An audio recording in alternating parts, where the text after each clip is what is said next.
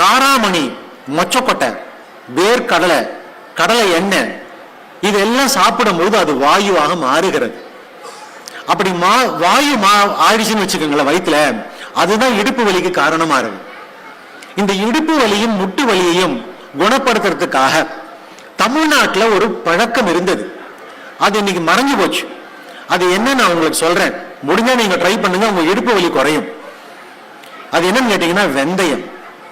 வெந்தயத்தை ஒரு 10 கிராம் அதை எடுத்து நல்லா சுடு தண்ணியில ராத்திரி ஊற போட்டுருங்க. மறுநாள் காலையில பல்லு விளக்கிட்டு அந்த வெந்தயத்தை மென்னு சாப்பிடுங்க. அந்த ஊறின தண்ணியும் முதல்ல குடிச்சிருங்க. இல்ல எனக்கு காப்பி தான் குடிச்சு பழக்கம்னு கேட்டா அப்படி பண்ணக்கூடாது. கொஞ்ச நாளைக்கு ஒரு 48 நாட்கள் நீங்க இந்த வெந்தயத்தையும் அது ஊறின தண்ணியும் குடிச்சு பாருங்க, மிகப்பெரிய மாற்றத்தை உணர்வீர்கள். ஏன்னா கழுத்துல பாத்தீங்கன்னா அட்லாண்டோ ஆக்சிபிட்டல் ஜாயிண்ட் இருக்கு, கீழே வந்தீங்கன்னா இந்த லொம்பார் ஜாயிண்ட் இருக்கு.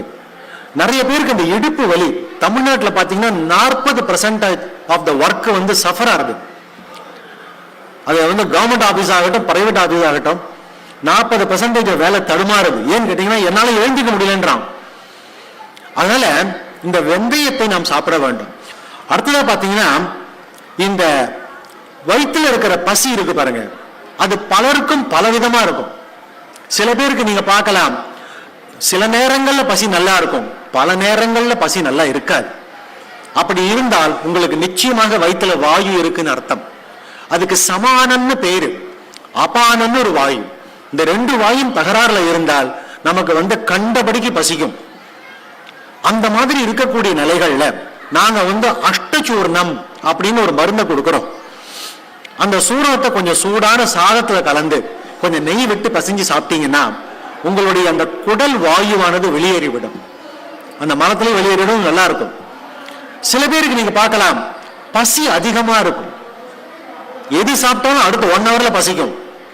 அதுக்கு காரணம் இன்னைக்கு வந்திருக்கக்கூடிய இந்த சமோசாவும் இந்த நூடுல்ஸ் தான் காரணம். அந்த அந்த பானிபூரின்னு ஒண்ணு சாப்பிடுவாங்க, அதுல ஒரு ஓட்டை போட்டு ஒரு பச்சையா உள்ளோட தண்ணியை ஊற்றி அது வாய்க்குள்ளார அந்த பூரி உடையாம சாப்பிடணும். அதை பார்க்கறதுக்கு அவங்கள பார்த்தா எனக்கு ரொம்ப மனசு கஷ்டமா இருக்கும். இவ்வளவு பெருசா வாயை திறக்க வேண்டியிருக்கேன்னு. அந்த பூரியை உள்ள தள்ளிட்டு கடைசியில பாத்தீங்கன்னா அது பித்தமா மாறிடும். பித்தம் வயிற்றுல அதிகமா போயிடுச்சுன்னா அது என்னன்னு கேட்டீங்கன்னா வயிற்றுல பசி அதிகப்படுத்துறதோட வயிற்றுல பொத்தலை போட்டுரும், அல்சர் வந்துடும். அதனால நம்ம இந்த குழந்தைகளுக்காகட்டும் நம்மளுக்கு தான் சேர்த்து தான் சொல்றேன், எங்க பார்த்தாலும் இந்த நூடுல்ஸ் வெஸ்டர்ன் கல்ச்சர் நிறைய வந்துருச்சு. அப்படி வரக்கூடாது. நாம் நம்முடைய உணவு முறைகளை தான் முடிந்த வரையில் பாதுகாத்து கொண்டு வரணும். அது அடுத்த தலைமுறைக்கு நம்ம கொண்டு போகணும்.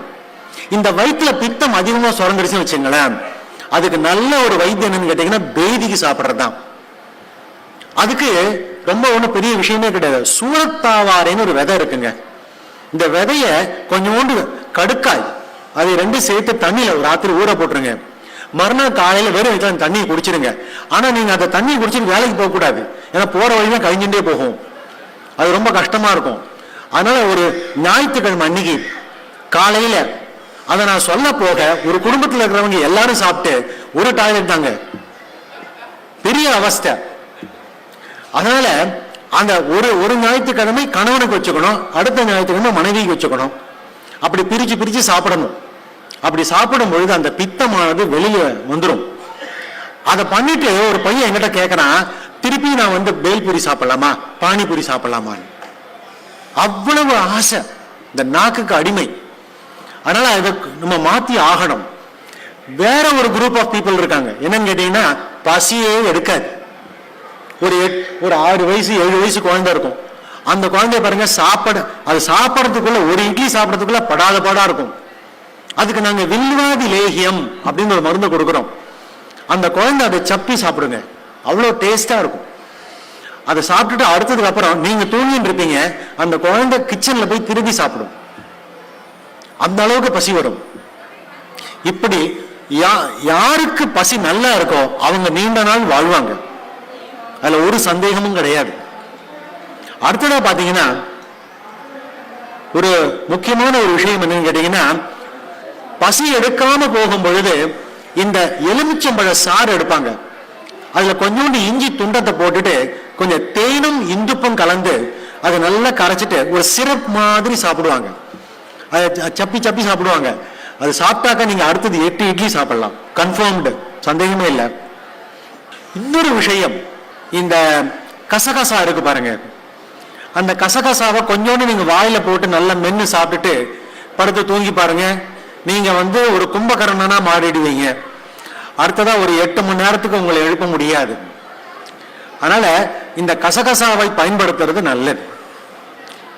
அதே சமயத்துல இன்னொரு விஷயம் என்னன்னு கேட்டீங்கன்னா, இந்த உள்ளங்கால் இருக்கு பாருங்க, அந்த உள்ளங்கால் நடுப்பகுதியில கொஞ்சோண்டு விளக்கெண்ணெயை தடவி வைப்பாங்க. இன்னைக்கு இது தமிழ்நாட்டுல கிராமங்கள்ல ஒரு பழக்கத்துல இருக்கு. அந்த மாதிரி இந்த நல்லெண்ணெயை தடவி அல்லது விளக்கெண்ணெயை தடவி படுக்கும் பொழுது தூக்கமானது நன்றாக வரும். இன்னொரு விஷயம் என்னன்னு கேட்டீங்கன்னா, படுக்க போகும் பொழுது நம்ம எப்பவுமே நம்முடைய தலையை கிழக்கையோ தெற்கையோ வச்சுதான் தலை வச்சு படுக்கணும். தண்ணீடு தெற்கு தங்கினையிடம் மேற்கு விடக்கே ஆயினும் வடக்கே தலை வைக்காதே அப்படின்னு தமிழ்ல ஒரு சொலவடையே இருக்கு. அதனால எப்பவுமே நம்ம கிழக்கையோ தெற்கையோ தலை வைத்து படுப்பதால் நமக்கு என்ன அதுல பயன் கிடைக்கும் அப்படின்னு கேட்டீங்கன்னா, நம்முடைய பூமியினுடைய அந்த அது சுத்துற பகுதி எப்பவுமே மேற்குல இருந்து கிழக்கு நோக்கி தான் போயிட்டு இருக்கு. அப்ப இந்த மேக்னெட்டிக் கரண்ட் பாத்தீங்கன்னா கிழக்குல இருந்து மேற்கு நோக்கி போகும். நம்முடைய தலைப்பகுதியில நுழையக்கூடிய அந்த மேக்னெட்டிக் கரண்ட் கால் வழியாக வெளியேறும் பொழுது நம்முடைய ஆரோக்கியமானது மேம்படுகிறது. இது ஒரு ரொம்ப ரிசர்ச் பண்ணி இன்னைக்கு அவங்க ப்ரூவ் பண்ணி சொல்லியிருக்காங்க. ஆனா நம்முடைய ஆயுர்வேதம் சித்த மருத்துவத்துல துவாபர யுகம் திரேதாயுகம் சத்தியயுகத்திலேயே இதை அவங்க கண்டுபிடிச்சு எழுதியிருக்காங்க. அதனால இதை ஃபாலோ பண்றது ரொம்ப நல்லது. அடுத்ததா பாத்தீங்கன்னா, முக்கியமான ஒரு விஷயம், நம்ம படுத்து உறங்கும் பொழுது இடது பக்கமா சரிஞ்சு படுக்கிறது ஆரோக்கியம். ஏன்னு கேட்டீங்கன்னா, நம்ம உடம்புல இருக்கக்கூடிய கல்லீரல் வலது பக்கத்துல இருக்கு. நம்ம இடது பக்கமா சரிஞ்சு படுக்கும் பொழுது இந்த கல்லீரலுக்கு அடியில் இருக்கக்கூடிய இந்த கால் பிளாடர், அந்த பித்த பை இருக்கு பாருங்க, அதுல இருந்து அந்த சுரப்பியானது நல்லா சுரந்து நம்ம உண்ட உணவின் மீது விழும். அப்ப அதனுடைய செரிமானமானது நல்லா இருக்கும். மறுநாள் காலையில் எழுந்திருக்கும் பொழுது ஆரோக்கியத்தை நாம் உணர்கிறோம். அதனால இந்த இடது பக்கமா சரிஞ்சு படுக்கிறது, கிழக்க பார்த்து தலை வச்சு படுக்கிறது, இதெல்லாம் குறிப்புகள்ல நம்ம தினமும் பயன்படுத்த வேண்டும். இன்னொரு விஷயம், இந்த ராத்திரி ஐயா பேசும்போது சொன்னார், இந்த திரிபலா சூர்ணம்னு சொன்னார். அது மலச்சிக்கலை போக்கும்னு சொன்னார். திரிபலால கடுக்காய், நெல்லிக்காய், தாண்டிக்காய் அப்படின்னு 3 பழங்கள் சேர்க்கப்படுறது. முக்கியமாக பாத்தீங்கன்னா இந்த திரிபலாவை கொஞ்சோண்டு தேனும் நெய்யும் குழைத்த கிராமங்கள்ல சாப்பிடுறது இன்னைக்கும் வழக்கத்துல இருக்கு.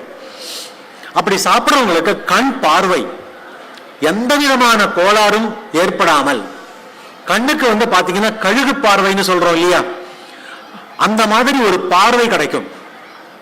இந்த பருந்து இருக்கு பாருங்களேன், அது வானத்துல பெரிய உயரத்துல பறக்கும். ஆனால் பூமியில இருக்கக்கூடிய ஒரு சின்ன ஒரு கோழி குஞ்சு அதால பார்க்க முடியும். அது போன்ற ஒரு பார்வையை நாம் திரிபலா தேன் நெய்யுடன் குழைத்து சாப்பிடும் பொழுது பெற முடியும் அப்படிங்கிற ஒரு ஆயுர்வேத சித்தாந்தத்தையும் உங்கள் முன் நான் வைக்கிறேன். அதையும் நீங்க ஃபாலோ பண்றது நல்லது. ராத்திரி நேரத்துல என் பையன் சரியா படிக்கல, என் பொண்ணு சரியா படிக்கல, அவளுக்கு எவ்வளவுதான் டியூஷன் வச்சாலும் அவளுக்கு படிப்பு வரல அப்படின்னு சொன்னால், இந்த ராத்திரி நேரங்கள்ல ஒரு மூலிகை நெய் மருந்து கொடுப்பாங்க. அதுக்கு கல்யாண கிருதம்னு பேரு, பிராமி கிருதம்னு பேரு. தமிழ்ல அந்த வல்லாரைன்னு சொல்றோம் இல்லையா, அதெல்லாம் வச்சு மூலிகை போட்டு காய்ச்சி ஒரு நெய் மருந்து ஒன்று வருதுங்க. அதை கொஞ்சோண்டு ஒரு 5 மில்லி அந்த குழந்தைகளுக்கு நீங்க கொடுத்தா அந்த டியூஷன் நீங்க வைக்க வேண்டிய அவசியம் இருக்காது. கால ஓட்டத்துல பாத்தீங்கன்னா அந்த குழந்தை வாத்தியாருக்கு பாடம் எடுக்கும், அந்த அளவுக்கு புத்திசாலியாக மாறும். இன்னொரு விஷயம், இந்த குழந்தையை புத்திசாலியா ஆக்கணும் அப்படி சொன்னால் அந்த குழந்தையினுடைய தாயும் தந்தையும் அந்த குழந்தைகிட்ட அன்னைக்கு ராத்திரி உட்காந்து பேசணும். அன்னைக்கு காலையில இருந்து ஸ்கூல்ல நடந்த சம்பவங்கள் என்னென்ன, வாத்தியார் என்ன சொன்னார், இந்த பாடத்துல வாத்தியார் என்ன சொல்லி கொடுத்தாங்க அப்படின்னு கேட்கும் போது அந்த குழந்தை ஞாபகப்படுத்தி படுத்தி கொண்டு வரும். இதை நம்ம செய்யறதே இல்லை. ஏன்னா இன்னைக்கு நம்ம பிக் பாஸ் பார்க்கறதுக்கு தான் நேரம் இருக்கு. அது இப்ப ஃபைனல்ஸுக்கு வேற வந்துட்டோம். இன்னும் 3 நாள் தான் இருக்கு. அடுத்த வாரத்தில் அவர் விஜய் சேதுபதி வந்துருவாரு. இப்படி இருக்கு நம்ம காலகட்டம். குழந்தைகளுடன் கொஞ்ச நேரம் பேசுறதுக்குன்னு நம்ம நேரம் செலவழிக்கணும். அது ரொம்ப ஆரோக்கியமானது. நம்ம சாப்பிட்ட உணவு எனக்கு நன்றாக செரிமானம் ஆகிவிட்டது அப்படிங்கிறத எப்படி தெரிஞ்சுக்க வேண்டும் அப்படின்னு பாத்தீங்கன்னா, திருவள்ளுவர் சொல்ற மாதிரி மருந்தனவ வேண்டாம் யாக்கைக்குங்கிறார். உங்களுக்கு மருந்தே தேவை இருக்காது, முன் உண்ட உணவு நன்றாக செரித்து விட்டது அப்படிங்கிறத தெரிஞ்சுக்கணும். அதுக்கு என்ன வழின்னு கேட்டீங்கன்னா, சாப்பிட்ட சாப்பாட்டினுடைய அந்த மனம், அந்த வாசனையானது நம்முடைய ஏப்பத்துல வரக்கூடாது. ரெண்டாவது, சாப்பிட்ட சாப்பாடு செரிமானம் ஆயிடுச்சு வச்சுங்களேன், நம்ம தட்டை எடுத்துக்கிட்டு நம்ம ஓடுவோம் சாப்பிடறதுக்காக. அது ஒரு நல்ல ஒரு அறிகுறி. அப்புறம் டாய்லெட்ல போனாக்கா அங்க போனா மலச்சிக்கல் இருக்காது. இன்னொரு விஷயம் என்னன்னு கேட்டீங்கன்னா, முட்டி வலி உள்ளவங்களுக்கு ஒரு சிறு கை வைத்தியம் என்னன்னு கேட்டீங்கன்னா, 4 பங்கு அரிசி, 2 பங்கு கருப்பு உளுந்து, 1 பங்கு கருப்பு எள்ளு, அதாவது 4:2:1 அப்படிங்கிற ரேஷியோல நம்ம பெரும் தூளாக உடைச்சுக்கிட்டு அதை ஒரு கஞ்சி காய்ச்சி காலையில நீங்க குடிச்சு பாருங்க. அதுல நீங்க பால் சேர்த்து சர்க்கரை சேர்த்து சாப்பிடலாம். அப்படி இல்லைன்னா அதுல மோரும் உப்பும் சேர்த்து சாப்பிடலாம். அப்படியாக ஒரு 48 நாள் சாப்பிட்டு பாருங்க, உங்க முட்டு வலியானது நல்லா குறையும். எப்படின்னு கேட்டீங்கன்னா, அந்த முட்டிக்கு உள்ள போய் அங்க இருக்கக்கூடிய மெனிஸ்கஸ் இருக்கு, அங்க இருக்கக்கூடிய அந்த சைனோவியல் ஜாயிண்ட் இருக்கு, சைனோவியல் ஃப்ளூயிட்னு ஒரு ஃப்ளூயிட் இருக்கு. அந்த வழுவழுப்பை இந்த உணவானது ஏற்படுத்தி தருகிறது.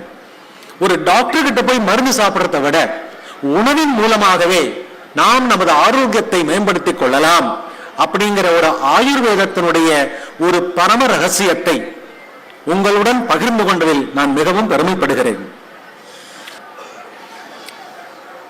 இந்த மாதிரி நம்ம சொல்லிட்டு போயிட்டே இருக்கும் பொழுது ஒரு விஷயம் என்னன்னு கேட்டீங்கன்னா, கொடிகள் நிறைய சேர்ந்துரும். இந்த கிருமியை போக்குறதுக்காக ஏகப்பட்ட மருந்து சாப்பிட வேண்டிய அவசியமே கிடையாது. இந்த கருவேப்பிலை இருக்குல்ல, அந்த கருவேப்பிலை இலையை மட்டும் எடுத்துருங்க. அப்ப கையில இருக்கக்கூடிய அந்த குச்சி தான், அந்த குச்சிக்கு தமிழ்ல ஈர்க்குன்னு பேரு. அந்த கருவேப்பிலை ஈர்க்கையும் முருங்கை இலையை எடுத்துட்டு அந்த ஈர்க்கையும் எடுத்துட்டு நல்லா சுடுதண்ணில ராத்திரி ஊற போட்டுருங்க. மறுநாள் காலையில் அந்த தண்ணியை குடிச்சீங்கன்னா உங்க வயிற்றுல இருக்கக்கூடிய அத்தனை புழுகளும் வெளியேறும், தேவையில்லாத புழுக்கள் வெளியேறும். இன்னொரு வைத்தியம் என்னன்னு கேட்டீங்கன்னா, வேப்ப இலை இருக்கு பாருங்க, கொழுந்து வேப்ப இலை, அதுல கொஞ்சோண்டு ஓமத்தை வச்சு அரைச்சி ஒரு சின்ன உருண்டை பண்ணி உள்ளுக்கு சாப்பிடுவாங்க. நான் எல்லாமே உங்களுக்கு கிராமத்தில் இருக்கிற வைத்தியம் தான் சொல்லிட்டு இருக்கேன். மருத்துவரிடம் சொல்ல வேண்டிய அவசியமே கிடையாது. அத்தனை வைத்தியமும் இறைவன் நமக்கு தலைமாட்டிலேயே கொடுத்திருக்காரு. ஆனா நமக்கு தெரியாது, அதுதான் பிரச்சனையா இருக்கு. அதனால இப்ப பாருங்களேன், ராத்திரி இப்ப வந்து ஒரு குளிர் வரும், குளிர் வந்தோடனே பல பேர் இருமறாங்க, இருமல் சளி, அந்த தொண்டையில வந்து சளி அடைச்சுக்கும். ஆனா வீட்டுல போய் இட்லி தோசை சாப்பிடுவாங்க. உங்களுக்கு சளி இருமல் தும்மல் இருக்கா, மூச்சு இறைப்பு இருக்கா, ஆஸ்துமா இருக்கா, கண்டிப்பா இட்லி தோசை சாப்பிடவே கூடாது. அதுல உளுந்து இருக்கு, உளுந்து இருக்கிற பண்டத்தை சாப்பிட்டோம்னா அது பித்தமும் கபத்தையும் அதிகப்படுத்தும். ஆனா அது பல பேருக்கும் தெரியாது. கேட்டா அந்த வீட்டுல இருக்கிற அம்மாவை கேட்டா அந்த அம்மா என்ன சொல்றான்னா, அது ஈஸியா இருக்குங்க பண்றதுக்குங்கிற. அந்த மாவை வந்து ஒரு குழி கரண்டியில் எடுத்து அந்த இட்லி தட்டுல போட்டு வேக வச்சா வேலை முடிஞ்சதுங்கிறாங்க. வேலை முடிஞ்சது இல்ல, பிரச்சனை போகாது, சளி இருமல் போகாது. அதுக்காக நீங்க ஒரு நியூகாலைட் சிரப் சாப்பிடுவாங்க, இல்ல மான்டிலெக்ஸ் இருக்கு அதை ஒண்ணு போடுவாங்க, அதனால ஒரே தூக்கமா இருக்கும். சிட்ரிசைன் போட்டு பாருங்க, ரொம்ப தூக்கமா வரும், மறுநாள் காலையில சுறுசுறுப்பா எழுந்துக்க முடியாது. அதனால உணவு முறை மாற்றம் வரணும். அப்படி சளி இருமல் இருக்கிறவங்க என்ன பண்ணலாம், ராத்திரி நேரத்துல கொஞ்சோண்டு மிளகு ரசம் சூடான சாதத்துல போட்டு பிசைஞ்சு சாப்பிடலாம். அப்ப எனக்கு சர்க்கரை வியாதி இருக்கே, நீங்க அரிசியை ரெக்கமெண்ட் பண்றீங்களேன்னு கேட்டால், உங்களுக்கு அந்த இப்பதான் அந்த கவுனி அரிசியெல்லாம் நிறைய வந்துருத்த, அந்த மாதிரி எடுத்துக்கலாம். கோதுமை ரவை உப்புமா இருக்கு, அது நிறைய பேருக்கு பிடிக்காது. அந்த கோதுமை ரவை உப்புமாவை சாப்பிட்டு பாருங்க, உங்களுடைய சளி கண்டிப்பா குறையும். இது தெரியாது. திரிகட்டுகம்னு ஒரு சூர்ணம், சுக்கு மிளகு திப்பலி, ரொம்ப சுலபமா கிடைக்கிறது. அந்த சூரணத்துல கொஞ்சோண்டு தேன் குழைச்சு ராத்திரி படுக்க போகும்போது சாப்பிட்டு பாருங்க, கண்டிப்பாக அந்த சளி குறைஞ்சிரும், இருமல் போயிடும், தொண்டைய சளி கட்டாது. ஆனால் நிச்சயமாக நீங்க இனிப்பு புளிப்பு கொஞ்ச நாளைக்கு தவிர்க்கணும். புளிச்ச தயிர் சாப்பிடக்கூடாது. அதனால இந்த மோர் அடுத்தது, நீங்க கேரளால போய் டிராவல் பண்ணி பாருங்களேன், வீட்டுக்கு வீடு மோர் ஒன்று சாப்பிடுவாங்க. இந்த மோரை காய்ச்சுவாங்க. எப்படி காய்ச்சுவாங்க கேட்டாக்க லேசா சூடு பண்ணுவாங்க. சூடு பண்ணிட்டு அதை கொஞ்சம் மஞ்சத்தூள் போடுவாங்க, நல்ல நில ஓமம் தாளிச்சு போடுவாங்க. நம்ம கிராமங்களையும் இன்னைக்கு பழக்கத்தில் இருக்கு. இன்னும் என்னென்ன கேட்டாங்கன்னாக்கா கொஞ்சம் கடுகு, கடலைப்பருப்பு, கருவேப்பிலை, வெந்தயம் இதெல்லாத்தையும் தாளிச்சு அந்த மோர்ல போடுவாங்க. அந்த மோரை நீங்க சாப்பிட்டு பார்த்தீங்கன்னா சளி கட்டாது. ஏன்னா மோர் ஒரு அற்புதமான உணவுப் பொருள். அந்த மோரானது இந்திரனுக்கு கூட கிடையாதாம், அது மனிதர்களுக்கு இருக்குன்னு சொல்லிட்டு தக்ரம் சக்கரஸ்ய துர்லபம் அப்படின்னு ஒரு சொலவடையே இருக்கு. அதனால அப்படி அற்புதமான ஒரு உணவுப் பொருளை நாம் பயன்படுத்த வேண்டும்.